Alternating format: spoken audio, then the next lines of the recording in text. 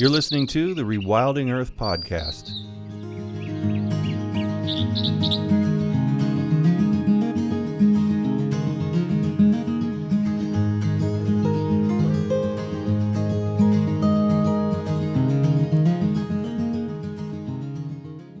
The Rewilding Earth podcast is supported by businesses such as Patagonia and Catula, the Whedon Foundation, and listeners like you. If you love the work Rewilding is doing, please consider donating at rewilding.org. And be sure to subscribe to the podcast while you're there. Camilla Fox is the founder and executive director of Project Coyote, a national nonprofit organization that promotes compassionate conservation and coexistence between people and wildlife through education, science, and advocacy. With over 20 years of experience working on behalf of wildlife and wildlands, and a master's degree in wildlife ecology, policy, and conservation, Camilla's work has been featured in the New York Times, the BBC, NPR, Orion, National Geographic, and Mother Jones.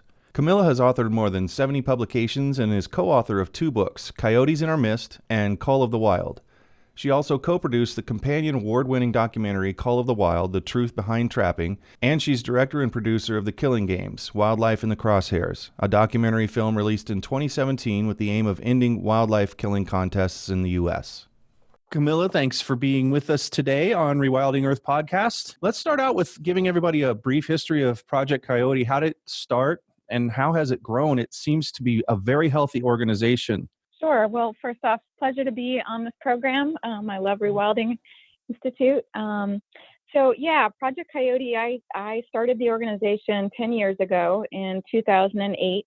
And I had worked in both environmental protection and animal protection for 20-something years before that.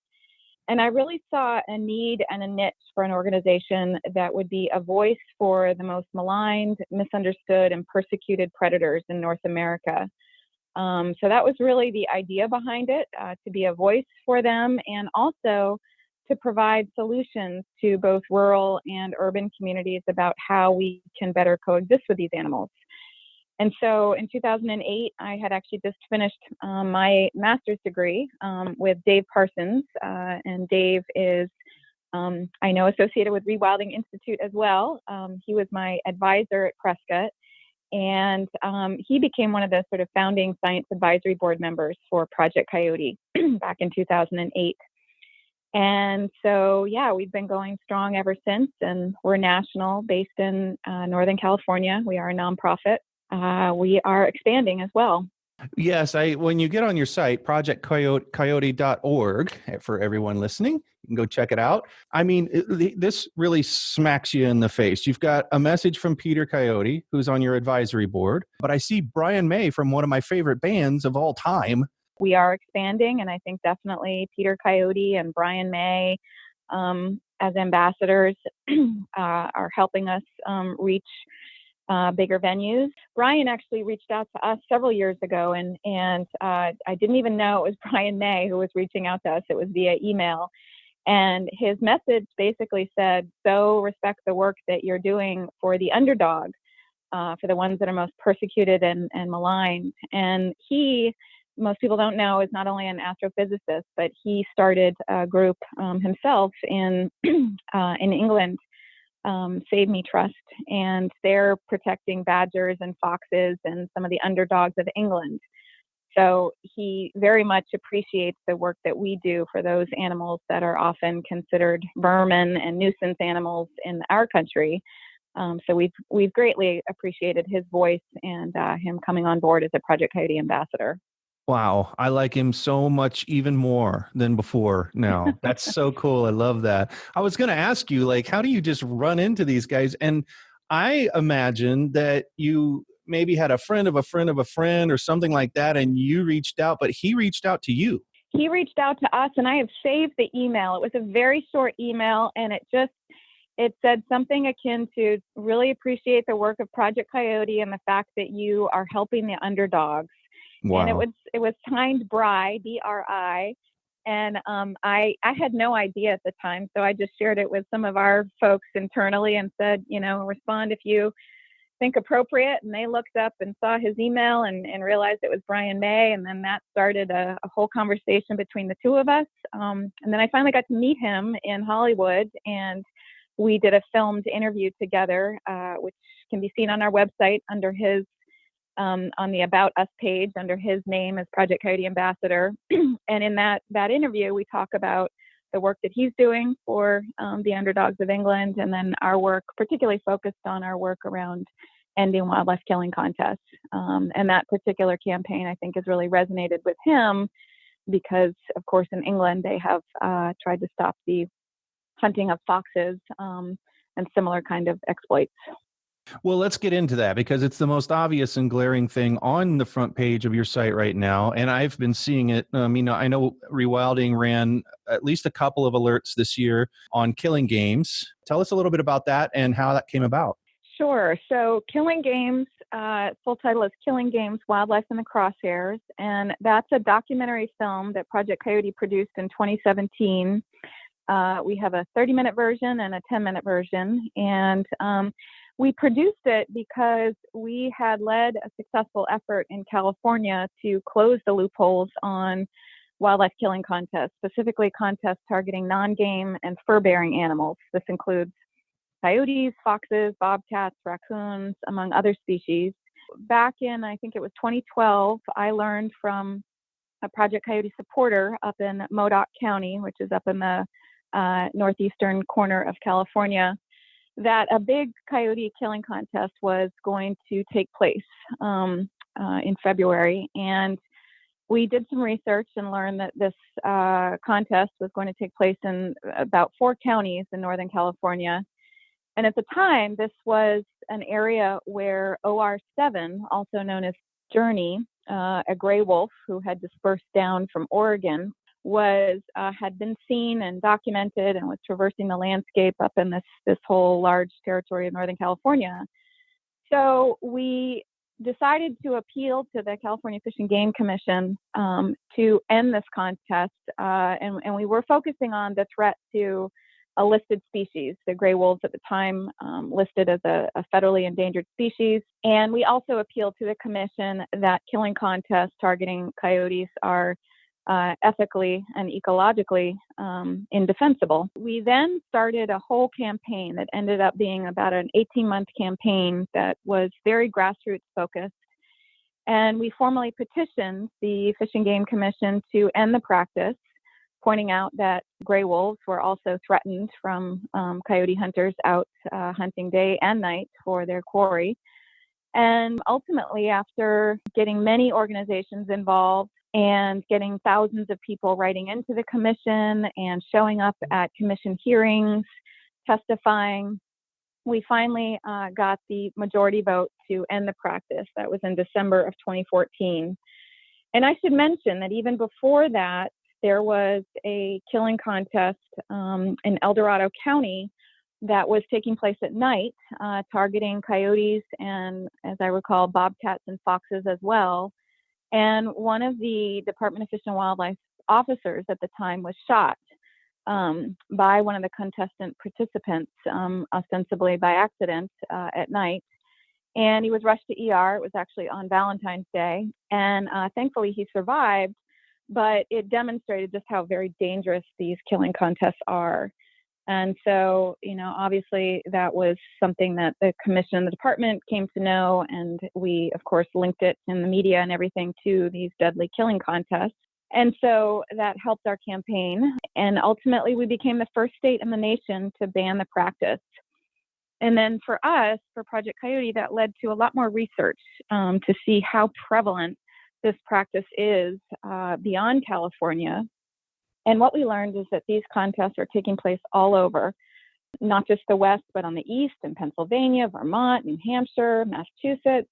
And it's not just, as I mentioned, it's not just coyotes that are targeted. We have foxes, bobcats, crows, ravens, marmots, prairie dogs, even wolves in states like Idaho. What this led to with the film is we had organizations and individuals who said, how did you do it in California? How did you ultimately enact this campaign and successful fight to end the practice? And I personally have seen the power of film. I had worked before on another film called Cull of the Wild, The Truth Behind Trapping, that largely focused on trapping of fur animals for the international fur trade. And of course, some of your listeners will have seen movies like The Cove and Blackfish, which are very powerful documentaries that really had significant impacts on campaigns. And so we decided to put the time and resources and money into another documentary. And Killing Games came out in 2017. And I'll share as well that since that time, we have formed a national coalition specifically focused to end wildlife killing contests. And we founded that coalition with the Humane Society of the United States. And we now have 30 plus national and state organizations that are part of that coalition. And our film, Killing Games, is a major campaign tool that the coalition is using to raise public awareness. And I'd say that's the biggest thing that we're up against, is that when I give presentations across the country on this issue, and I talk to legislators and I talk to state wildlife agency commissioners and staff, most people have no idea that this is going on. These species that are targeted have really no protections by our state wildlife agencies. They are fair game, and their classification is reflective of this. Often they are classified as non-game, which basically means they're not really important to us. Sometimes they're even classified as nuisance. So that's really what the bigger issue is here, is the state wildlife agencies are not protecting these species, and so they're not even monitoring these killing contests that are happening. And from our experience in California and now in several other states, our state wildlife agency didn't even know where these contests are happening, what species are targeted, how many are being killed. So we had to bring this information and these data to our state wildlife agencies. And thankfully, as in California, at the time, Mike Sutton was our president of our Fish and Game Commission. He was shocked, and he became our leader in our effort in California. And now he's very outspoken on the issue. He's no longer with our California Fish and Game Commission, but he was recently featured in an article by Todd Wilkinson, who some of your listeners may be familiar with, excellent writer of many books, and now has an online journal called Mountain Journal. And Todd just did a feature on this issue, and also the cruelty in general perpetrated against coyotes in particular. And Mike Sutton was very outspoken there, talking about the fact that killing contests are really an affront to ethical hunters like him, and really give hunting a bad name. So getting back to your question about Killing Games, this is Mike Sutton's also in our film, being the leader of our champion effort in California. And like I said, our hope is really that with this film, we will raise public awareness and also inspire action, because we very much talk about how this practice is going on across the country. It is legal in every state now, with the exception of California and Vermont. And I'm pleased to share that Vermont in 2018, earlier this year, also passed a ban on coyote killing contests. And now we have several states that are looking at enacting legislation. I see you out there doing stuff all the time. I mean, like other people who are promoting, something, or they're having a screening of Killing Games. But just talking to you right now, I'm probably having a little bit of the effect, and I'm kind of on the inside, right? But I'm still having the effect that I think you're describing at these meetings where you're doing the screenings, and that I'm just in the back of my mind taking this little inventory of all the times I bring up wolves, all the times I bring up, like when I'm passing things on Twitter, it's really disproportionate. It really is. And it took just talking to you to really have that hit home. And if that's happening with those of us in the conservation community, I can only imagine what a shock this really comes as for people who, had all their bases covered, because a lot of the groups also go out with the charismatic megafauna, and they say, here's the polar bear, here's a wolf, here's an orangutan. Everybody's got a basic grasp of at least that. But there is a really big zone of, lost creatures that don't have any standing, like you said. It really makes me glad that you exist. Very, very glad that you're out there speaking for for these critters that really don't have any standing. When you sit and really think about it, that is scary. And no wonder then that these guys can just be out there not only shooting them, but accidentally shooting other wildlife and even people. Right, and you have touched on the issue that really is, our raison d'etre as an organization is that these animals have no voice and they don't have standing, and they have been persecuted since really, colonists stepped foot on this continent. They viewed the large carnivores as a threat to agriculture and as a threat to the game species that humans were hunting for food. And that prejudice against predators persists to this day. And that's really what we're up against. And as you mentioned, many people are aware of the plight of elephants, of the plight of polar bears. They've heard it, they've seen it in the news. They might support an organization that's doing some work on that. But they're largely unaware of the plight of our own native carnivores in this country, and the fact that in many, many states they can be hunted and trapped year-round in unlimited numbers. And many people from our experience are shocked to learn that many of them are trapped for the commercial and recreational fur trade. So we are very much up against a lack of public awareness, and hence one of the reasons why Project Coyote believes very strongly in the power of film is that film can really help to raise this public awareness. And then secondly, the aims of our films are also to inspire action and to show people that every person has a voice. And that's what we saw so incredibly powerfully here in California, and then also with the effort in Vermont that I mentioned led to ultimately a bill being passed to ban coyote killing contests. Prior to that, in Vermont, there was a rule put forth by the Vermont Fish and Game Commission, or actually, let me say, in New Hampshire next door, because there's a lot of parallels between what's happening in both of those states against predators. In New Hampshire, there was an effort to open up bobcat trapping, baiting, and hounding. And bobcats have been protected in New Hampshire since 1989. And what this did was really catalyze a whole New England-wide effort to not only stop that rule successfully, so bobcats are still protected from those practices now in New Hampshire, thankfully, but it also catalyzed and opened Pandora's box in terms of how predators are being persecuted throughout New England. I'm talking New Hampshire, Vermont, Maine, Massachusetts, and the fact that these killing contests and trapping of so many of these important predator species is still persisting. And then that's what ultimately led to this grassroots effort in Vermont to ban coyote killing contests. I will also say that we have a representative who's in Vermont and New Hampshire, and there is now a lot of grassroots momentum towards banning this practice in New Hampshire as well. So we will be showing our film again to raise the awareness in the state, and then hopefully catalyze another grassroots effort to ban the practice. That is awesome. You sound like you have I know you deal with an awful lot of stuff on a regular basis, and there's a lot of sad, awful stories going around, but there also seems to be a little bit of hope in your voice. You sound like, do I sense that we are gaining some traction here? I know you would probably like it to go faster, but is that the case? I'm very hopeful on this. And I'll just say that for me, I'm often asked, how do you keep doing this day in and day out, Camilla? Like I've been doing this my whole professional career. And my response is generally that I think each of us who are in the trenches in this work, we have to find our ways of how we rejuvenate our souls, because so much of this work is hard and very challenging to see the most ugly of human unkind.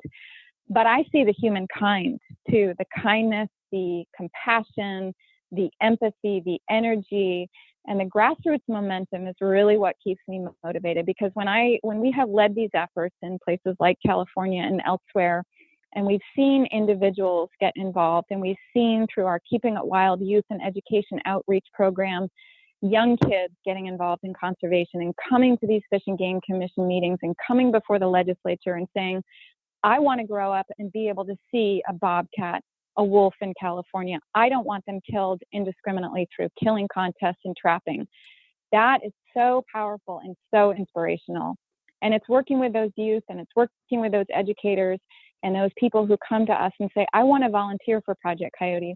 I will share, we have more people now who want to volunteer with us than we can actually harness. I'm hoping we can increase our staffing so that we can harness all that energy out there. We have currently more than 60 people who are part of our team across the country, and many of them are volunteers, and many of them come to us with just energy and passion, and we figure out what their skill set is and how we can harness and channel that to meet our mission. And our mission is basically to promote coexistence between people and wildlife through education, science, and advocacy. So everyone who comes our way who wants to get involved, we find a way to harness that.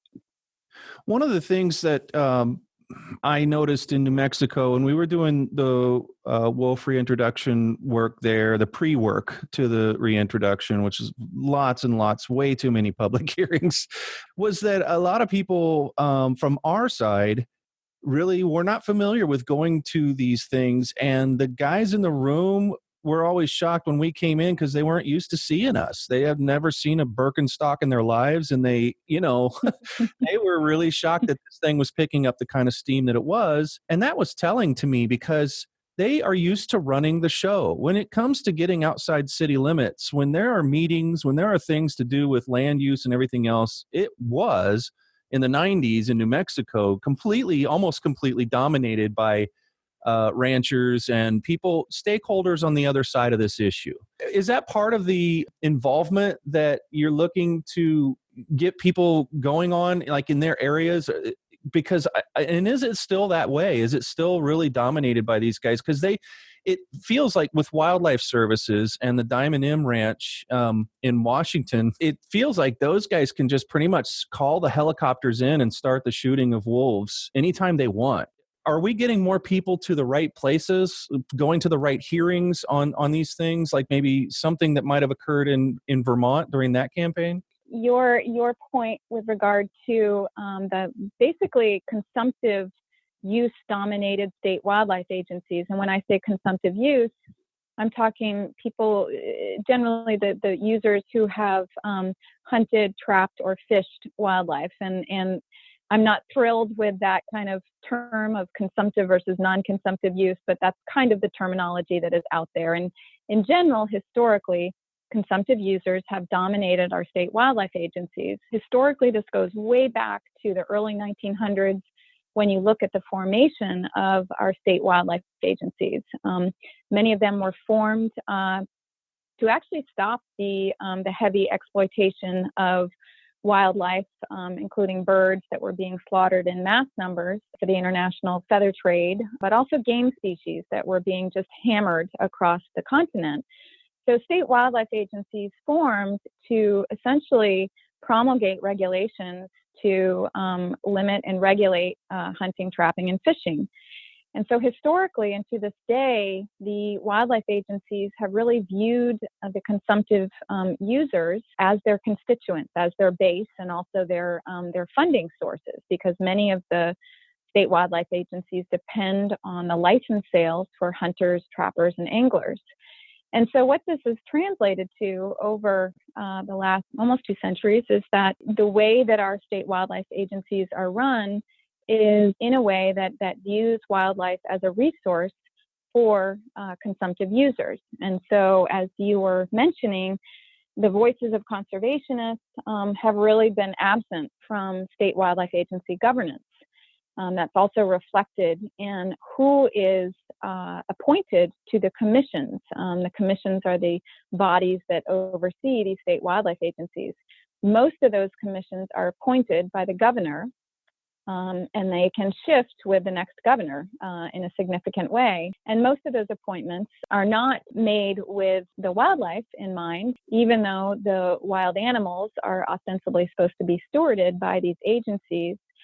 Very often the appointments are political appointments. And so very, very frequently we see that very few commissioners have any kind of background or knowledge of wildlife. That's not across the board, but that's what we see in a number of states, and including New Mexico. And in some states, you have to hold a hunting or trapping license to actually be appointed to a commission. Again, reflecting that arcane way of viewing wildlife as something for us to consume.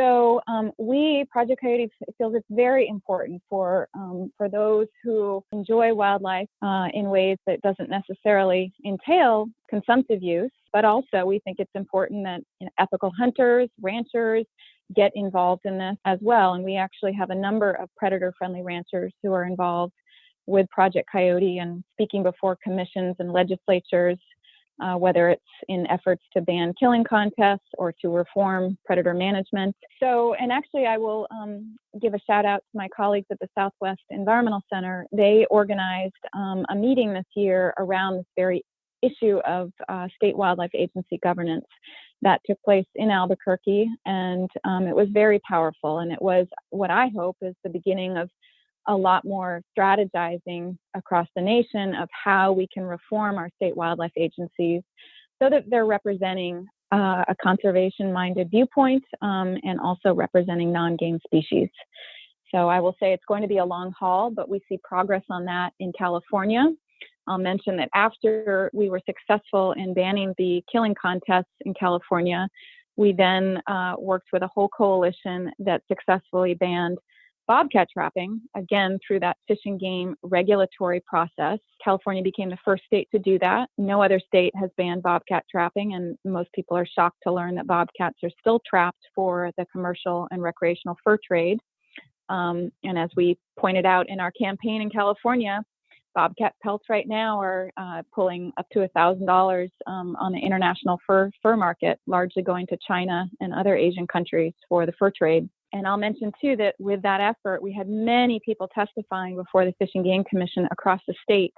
And our commission was not used to so many of our voices coming before them because, as you mentioned, historically it has been hunters and trappers who are speaking before them. So we see a lot of movement on this. And in California, that then led to the appointment of a predator policy working group by the commission. And it was something that we had pressed for back in 2012 in pointing out the way that predators are being mismanaged in California, from killing contests to commercial and recreational trapping to night hunting.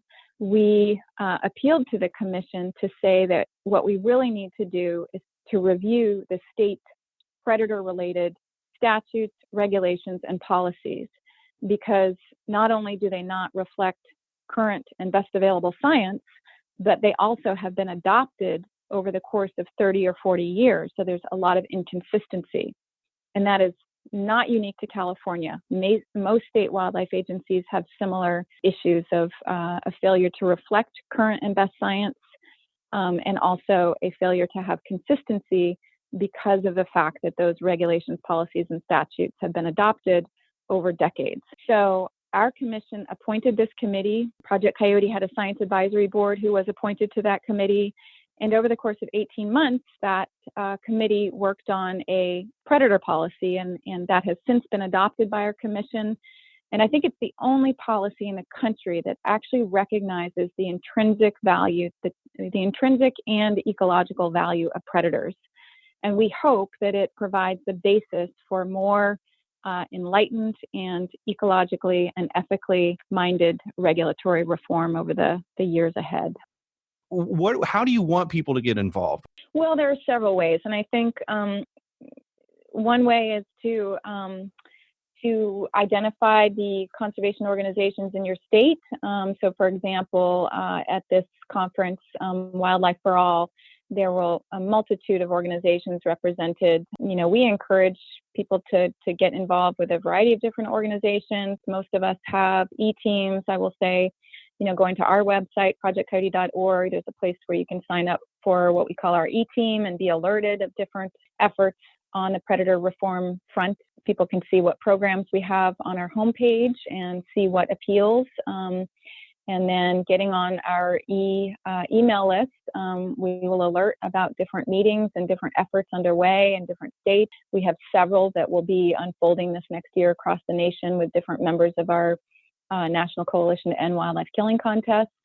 Also working with a number of organizations to reform wildlife services. And we all have, email lists. I would say that Project Coyote really works to try to harness volunteer interest and try to point people in different ways of how they can get involved.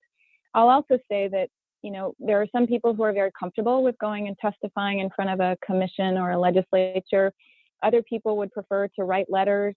Other people would prefer to give their skills in other capacities. So, we don't try to dictate of how people should use their energies and skills, but, whether it's writing, whether it's showing up at a commission or legislative hearing, or in some other fashion, we just encourage involvement. Just really trying to identify what are the groups that you resonate with, and then reaching out to them to see, what opportunities they have. Can you talk a little bit about non-lethal predator control and the really positive things that you've done with stakeholders who were formerly lumped in with all the people who were just kill everything that's not a cow? You've had some really good success with that. Yeah, and I will say that was another reason in forming Project Coyote. Was I felt like not only did we need an organization that would be a voice for the most persecuted native carnivores of North America, but also an organization that would provide concrete solutions for how we can better coexist peacefully and safely with these animals, both in urban areas and in rural areas. So we have two programs. One is called our Ranching with Wildlife program, and the other is called Coyote Friendly Communities program. Ranching with Wildlife program is oriented towards working with ranchers and farmers in helping them to shift away from lethal control, which has been the standard approach towards mitigating conflicts between livestock and predators, and toward a more holistic, sustainable, humane way of addressing conflicts.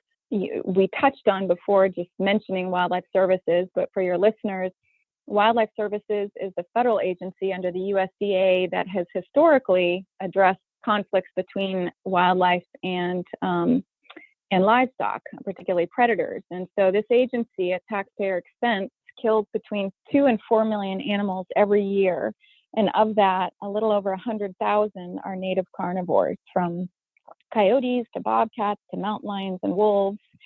And the agency has come under tremendous criticism from scientists and conservation groups because of the fact that their approach highly relies on indiscriminate lethal tools such as traps, aerial gunning, snares, poisons. And so what we try to do is to help communities shift away from that reliance on wildlife services and instead to adopt non-lethal programs.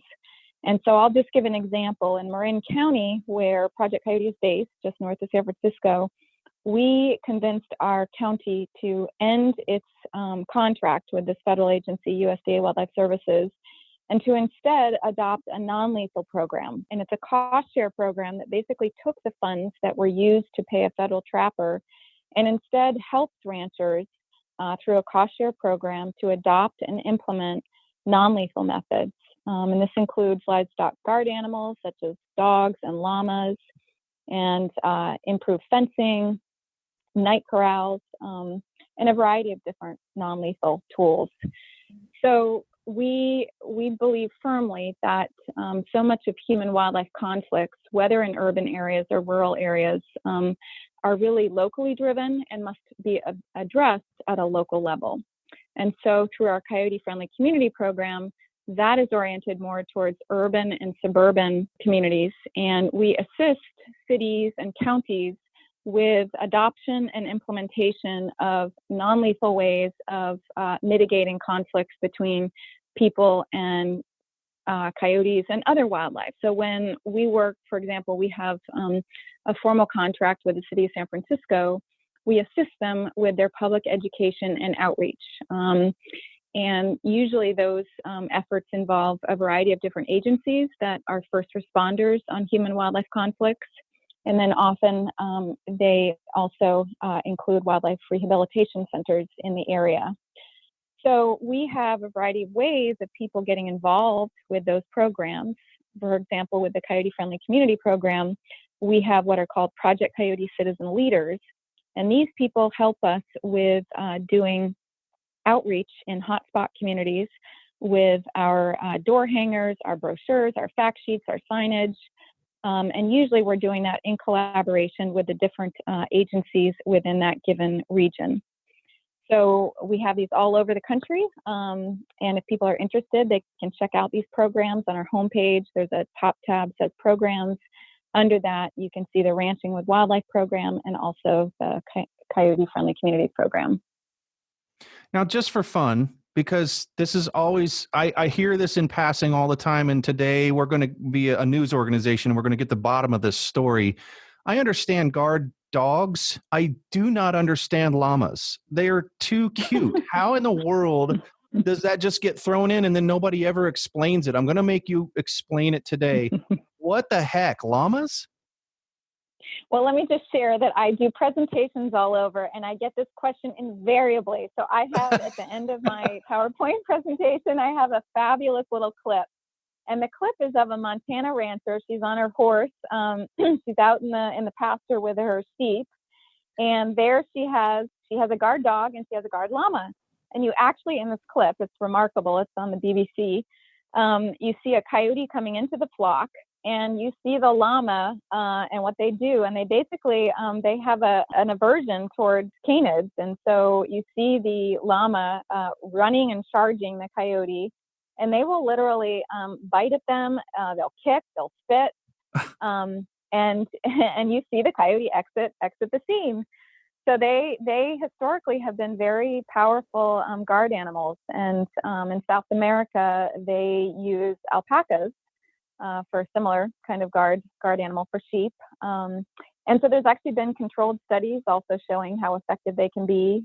Well, I'm glad we got to the bottom of this once and for all. And probably I'm the only one who needed to get to the bottom of it. But it is truly amazing to see them in action. And your listeners could probably Google BBC and llama and livestock guard animal and see that clip. It's a fun little clip.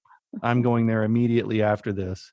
And I can see why now that you have a little bit of a volunteer problem, not the kind that most organizations do, but the kind that it makes it very difficult for you to wrangle everybody into the right places and everything, because you are an incredible ambassador for your organization. And I don't know why you have such a problem with sometimes having more volunteers than you can handle. But you need more, and you need the funding. And I hope people listening understand that all of this works on donations, right? and grants and things like that, and support from celebrities and everything else. It all goes together. It's not that you have a lack of work to do. It's not that you have a lack of ways for people to get involved. It's really just the organizational part of it for which you would need, like all organizations with a healthy volunteer program, funding to do so. Please, everybody, do visit projectcoyote.org and find out all the different ways that we talked about today with Camilla to get involved. There seems to be something for everybody. Camilla, thank you so much. I want to talk to you again. So we just definitely have to have you back sometime in 2019, since you will be the last person in 2018 to round out the Rewilding Earth podcast. Thanks again so much for your time. Thank you. I'd love to come back. Thanks for the opportunity. Thanks for listening to the Rewilding Earth podcast. Be sure to visit rewilding.org to subscribe so you don't miss past and future episodes. And while you're there, please consider supporting Rewilding by making a donation or subscribing to the Rewilding Earth newsletter.